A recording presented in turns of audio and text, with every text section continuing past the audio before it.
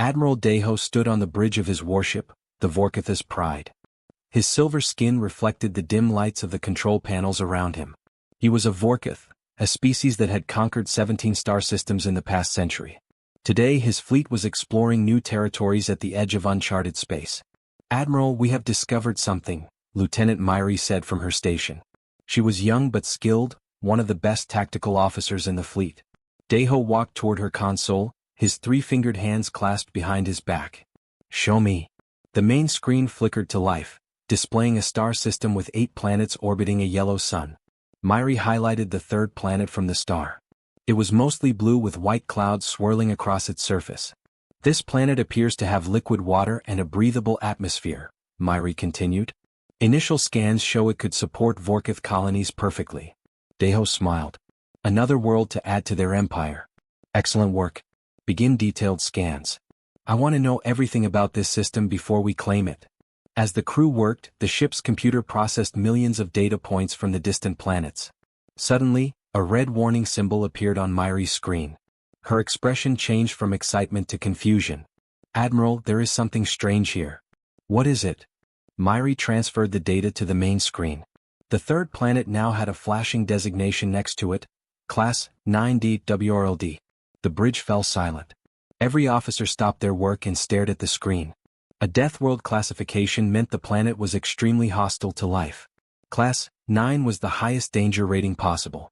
Such planets had extreme gravity, poisonous atmospheres, violent weather, or dangerous predators. Sometimes all of these together. "That must be an error," Deho said, waving his hand dismissively. "Run the scan again." Myri's fingers danced across her controls. The scan completed within minutes. The classification remained unchanged, Class 9 Deathworld. "The data is correct, sir," Myri said quietly.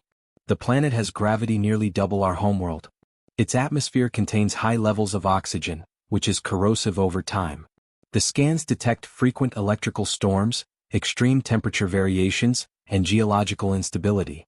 There are also numerous large predatory life forms." Deho frowned. "Then how can it have liquid water and appear habitable?" "I do not know, sir. The computer's classification systems show." Myri stopped mid-sentence. Her eyes widened as new information appeared on her screen. "Admiral, I am detecting artificial satellites orbiting the planet, and there is a small spacecraft leaving the planet's surface, heading toward the fourth planet." "A spacecraft?" Deho leaned forward. "From a death world? Impossible. No intelligent species could evolve on such a hostile planet." But the evidence was clear on the screen. A small vessel was moving through space using primitive but functional propulsion systems. It was heading toward the red planet next to the death world. "Intercept that ship," Deho ordered. "I want to see what kind of creatures could possibly survive on that nightmare planet." The Vorkith's Pride moved silently through space, its advanced engines making no sound in the vacuum. Within an hour they had caught up to the small spacecraft. It was a cargo vessel, boxy and simple in design, with the word Earth printed on its side along with other symbols. "Scan it," Deho commanded. "The ship contains 5 life forms. They appear to be carbon-based, bipedal, approximately 2 meters tall. Their ship has basic radiation shielding and life support systems. Technology level is approximately 400 cycles behind ours." Deho studied the strange vessel on the screen. These creatures had traveled from a death world into space with such primitive technology. Either they were incredibly brave or incredibly foolish. "Send a gravitational beam. Pull them into our docking bay. I want to meet these survivors face to face." He paused, then added, "And find out everything you can about this planet they call Earth. Something is not right here." As the alien ship was pulled helplessly into the Vorkith warship, Deho did not yet realize he had made the greatest mistake of his military career. The human cargo ship sat inside the Vorkith docking bay like a trapped animal. Admiral Deho watched through the observation window as his soldiers surrounded the vessel. They wore full combat armor and carried plasma weapons, ready for anything. "Open a communication channel," Deho ordered. Lieutenant Myri activated the translator systems. "Channel open, sir. Attention, unknown spacecraft. You are now prisoners of the Vorkith Empire. Exit your vessel immediately with your hands visible. You will not be harmed if you cooperate." For a long moment nothing happened. Then the ship's door opened with a hiss of air. 5 figures stepped out slowly, their hands raised above their heads. Deho stared at them in surprise. They looked remarkably similar to Vorkiths, but their skin was not silver. Instead, it was various shades of brown and pink. They had hair on their heads, which was strange. They wore simple blue uniforms with patches and symbols. One of them stepped forward, a female with dark hair tied back. She looked calm despite having 20 weapons pointed at her. "I am Captain Hannah of the merchant vessel Morning Star," she said in a steady voice. The translator converted her words instantly. "We are from Earth. We were transporting supplies to our Mars colony. Why have you detained us?" Deho descended from the observation deck to the docking bay floor. He approached Captain Hannah, studying her closely. She was smaller than him but showed no fear. "You come from the planet the computer designated as a Class 9 Deathworld," Deho said. "This seems impossible. No intelligent life should exist there." Hannah tilted her head slightly. "Deathworld? You mean Earth?" "Yes, that is our home planet. All of us were born there." A murmur of disbelief spread through the Vorkith soldiers. Dr. Tajin, the ship's xenobiologist, rushed forward with his scanning equipment. He was an elderly Vorkith with years of experience studying alien species. "Forgive me," Dr. Tajin said, waving a device over Hannah's body. "I must verify this claim. Your planet's specifications are alarming." Hannah shrugged. "Go ahead." Dr. Tajin's device beeped and chirped as it collected data. His face grew more horrified with each passing second. "Admiral, her bone density is 3 times what it should be for a creature her size. Her muscle tissue is incredibly dense. Her cardiovascular system is designed for much higher pressure than ours." "That is normal for humans," Hannah said simply. "We evolved in Earth's gravity." "What is your planet's gravity?" 6.2 meters per second squared, Myri answered from her datapad. Hannah's eyes widened slightly. "That is quite light. Earth's gravity is 9.8 meters per second squared. Nearly double yours." The docking bay fell silent. Every Vorkith present understood what this meant. These creatures lived their entire lives under nearly twice the gravity that Vorkiths experienced. They were naturally stronger, their bodies built to withstand forces that would crush a Vorkith over time. "Your planet's atmosphere," Dr. Tajin continued, his voice shaking. "It contains 21% oxygen. That is highly corrosive. It should poison you." "We need oxygen to survive," Hannah explained patiently. "Our cells use it for energy." "What do you breathe?" 12% oxygen with nitrogen and other gases, Dr. Tajin replied. 21% would damage our lungs within days. Another human stepped forward, a male named Jehun. He was broader than Hannah with scars on his hands. "If you think our atmosphere is bad, you should hear about our weather. We have storms with winds over 300 kilometers per hour, lightning that can vaporize trees, waves in our oceans that are 30 meters tall. And the creatures," added another human, a female named Sora. "We have predators that weigh several tons with teeth the size of your hand. We have tiny creatures called bacteria and viruses that can kill us from the inside. We have insects that inject poison. We have plants that cause pain if you touch them."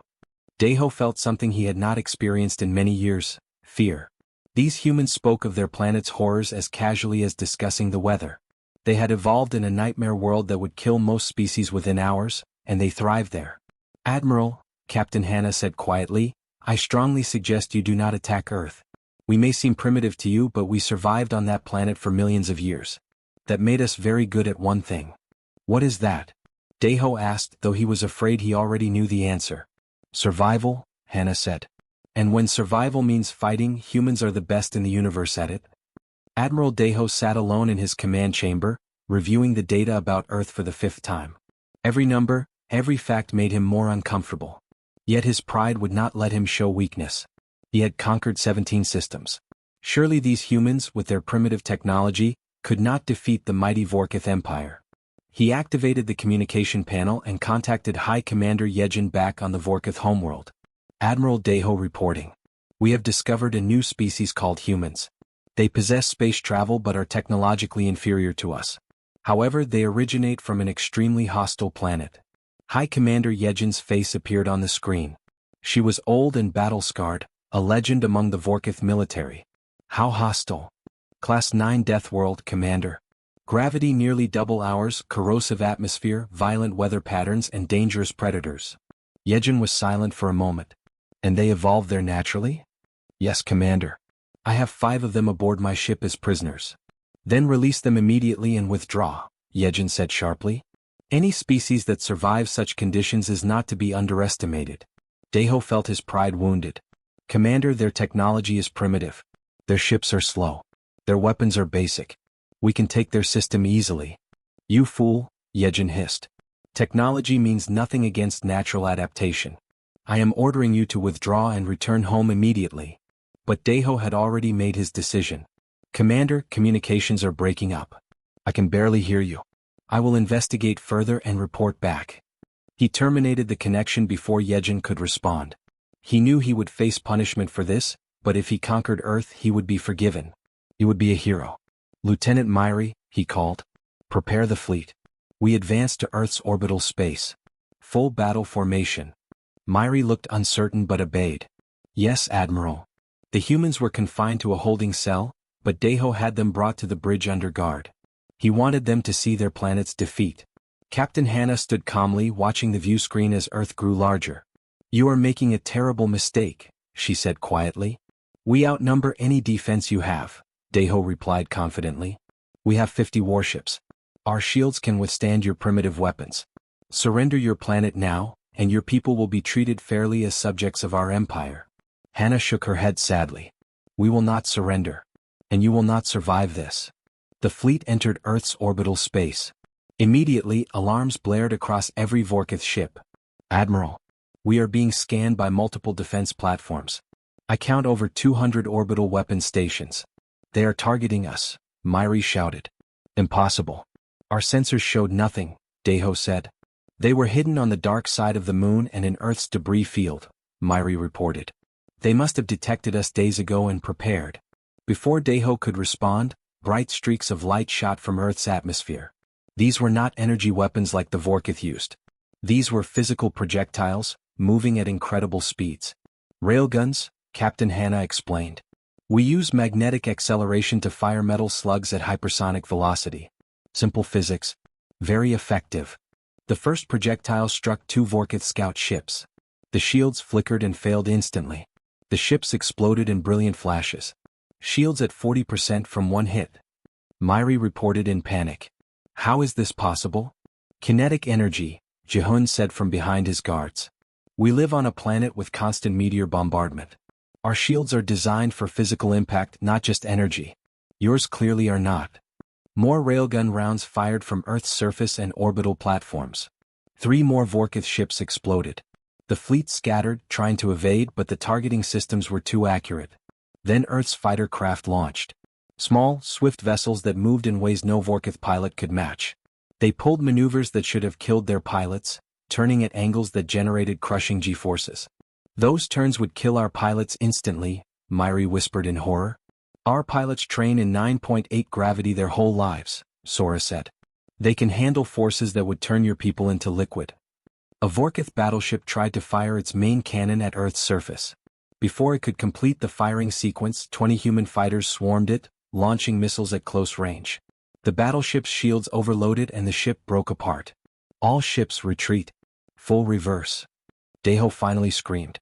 But it was too late. The human fighters pursued them like predators chasing prey. By the time the Vorkith fleet reached Jupiter's orbit, they had lost 18 ships. Nearly half their force destroyed in less than an hour. Deho collapsed into his command chair, his silver skin pale with shock. He finally understood. The humans had not just survived their Deathworld. They had become the perfect warriors because of it. The Vorkith's pride limped through space near Jupiter's orbit, damaged and defeated. Admiral Deho sat in his darkened quarters watching battle footage on repeat. His hands trembled as he observed human fighter pilots executing maneuvers that defied everything he knew about space combat. A knock sounded at his door. Enter, he said weakly. Lieutenant Myri stepped inside carrying a data pad. Admiral, High Commander Yejin is demanding your immediate communication. She has been trying to reach you for 3 hours. Tell her I am reviewing battle data, Deho replied without looking away from the screen. Sir, she threatened to have you arrested for insubordination if you do not respond. Deho sighed and activated the communication terminal. Yejin's furious face filled the screen instantly. 18 ships, Deho.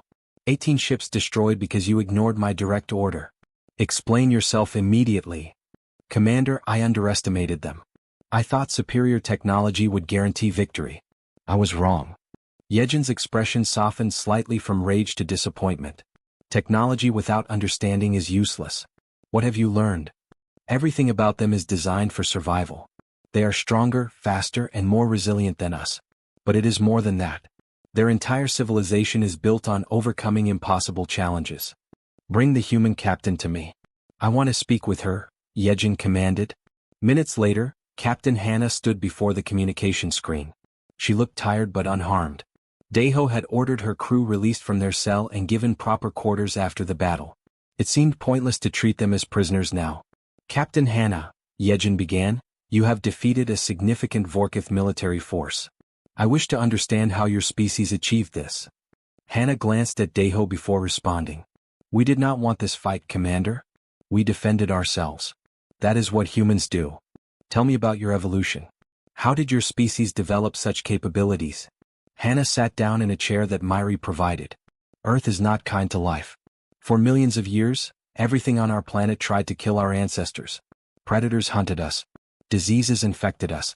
Weather destroyed our shelters. Food was scarce. We had to adapt or die. But you are not the strongest creatures on your planet, Yejin observed.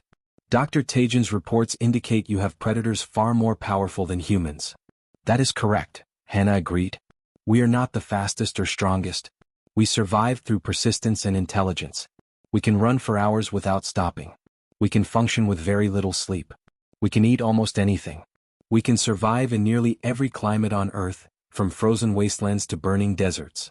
Jihun, who had entered the room with another human named Bora, added, our ancestors hunted animals by chasing them until they collapsed from exhaustion. We call it persistence hunting. We are not fast, but we never stop. We just keep coming. Yejin looked disturbed by this information. Your military training must be extremely advanced. Actually, every human child goes through basic survival training, Bora explained. We learn to fight, to endure pain, to solve problems under pressure. We teach our children about Earth's dangers from a very young age. By the time humans reach adulthood, they have already survived 18 years on a death world. And your soldiers? Yejin asked. Our soldiers train in conditions that simulate the worst Earth can offer, Hannah replied. Extreme heat, extreme cold, high altitudes with thin air, underwater operations, zero sleep for days. We prepare for every possible scenario because on Earth, every scenario has happened before. Daiho finally spoke. Your pilots can withstand G-forces that would kill Vorkith pilots. How? We train in centrifuges that spin us at high speeds, simulating extreme forces, Jihun answered. Our pilots practice until they can remain conscious under 9 or 10 Gs. It is painful and difficult, but Earth's gravity prepares our bodies for it. You live in 6.2 gravity. We live in 9.8. Our hearts, our blood vessels, our entire circulatory system is built stronger. A message alert sounded on Yejin's terminal. She read it quickly and her expression grew serious. Captain Hannah, I have received a transmission from your government. They demand the immediate return of your ship and crew. They also demand that Admiral Daiho be held accountable for this unprovoked attack. What are their terms? Hannah asked. Complete withdrawal of all Vorkith forces from your solar system. A formal apology. And establishment of diplomatic relations on equal terms, not as conquerors and conquered. Daiho felt shame wash over him. The Vorkith Empire had never negotiated as equals before. They had always been the dominant force. I recommend we accept, he said quietly. These humans have shown us that physical strength and natural adaptation can defeat technological superiority. If we continue hostilities, we will lose more than ships. We will lose lives we cannot afford to waste. Yejin nodded slowly. I agree. Captain Hannah, inform your government we accept their terms. The Vorkith Empire wishes to establish peaceful relations with humanity. Hannah smiled for the first time since her capture. I will inform them, Commander. And perhaps, in time, we can learn from each other. Earth may be a death world, but it taught us that survival is possible anywhere. Maybe we can teach you that too.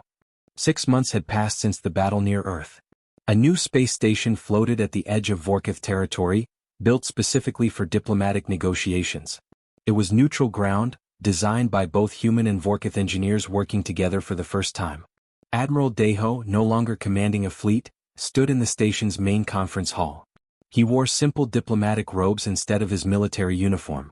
The Vorkith High Command had stripped him of his rank but asked him to serve as their ambassador to humanity. They said he understood humans better than anyone else in the Empire. Captain Hannah arrived with a delegation from Earth. Beside her walked Ambassador Miho, a calm older man with gray hair and kind eyes. He had spent decades negotiating peace treaties between Earth nations before humanity discovered they were not alone in the universe. Ambassador Daiho, Miho said, extending his hand in the human greeting. It is good to finally meet you in person. Daiho clasped the human's hand carefully, mindful of his own strength. But Miho's grip was firm and strong, reminding Daiho once again that these creatures were far more powerful than they appeared. Ambassador Miho. Captain Hannah. Welcome to Neutral Station 1. They entered the conference chamber where representatives from 12 other alien species waited. News of humanity's victory over the Vorkith fleet had spread across the galaxy like wildfire. Everyone wanted to meet the Deathworlders. A tall, thin creature with 4 arms stood up. This was Ambassador Kelrix of the Thander Confederation. We have heard remarkable stories about your species. Is it true you come from a Class 9 Deathworld? It is true, Miho replied calmly. Earth is our home. It is challenging, but it is also beautiful. How many of you are there? Asked another alien, a crystalline being that communicated through light pulses. Approximately 11 billion humans live on Earth in our colonies, Miho answered. We have settlements on Mars, our moon, and several orbital stations. Shocked murmurs filled the chamber. Daiho understood their reaction. Most civilizations had populations in the hundreds of millions. 11 billion survivors from a death world was unprecedented. Why did you attack them? Kelrix asked Daiho directly. Did you not know what they were? Daiho felt shame again, but he answered honestly. I knew Earth was classified as a death world. I did not understand what that meant. I thought technology would overcome their natural advantages. I was arrogant and foolish. I paid for that mistake with the lives of good soldiers. We did not want conflict, Hannah added. We defended ourselves. Nothing more. But you could have destroyed the entire fleet, Kelrix observed. Why did you let them retreat? Miho smiled slightly. Because destroying them completely would have started a war. We wanted peace, not revenge. Earth has seen enough war in our own history. We know its cost. This statement caused more murmuring among the assembled aliens. A species powerful enough to annihilate their attackers but wise enough to choose mercy was something new in galactic politics. What do humans want? Asked the crystalline ambassador. Territory? Resources? Tribute? Knowledge? Miho said simply. We want to learn about the galaxy. We want to share what we know. We want to trade, to grow, to explore. We want to meet other species and understand them. And we want to be left alone if we choose, Hannah added. Earth's sovereignty is not negotiable. But we are open to friendship with those who respect us. Daiho stood and addressed the assembly. I have spent 6 months studying humanity. I have learned things that changed my understanding of life itself. These people evolved in conditions that would kill most of us within hours. But they did not just survive. They thrived. They built civilizations, created art, developed philosophy, and reached for the stars despite their planet trying to destroy them every single day. He turned to face the other ambassadors directly. I propose that the Galactic Council establish new protocols for contact with Deathworld species.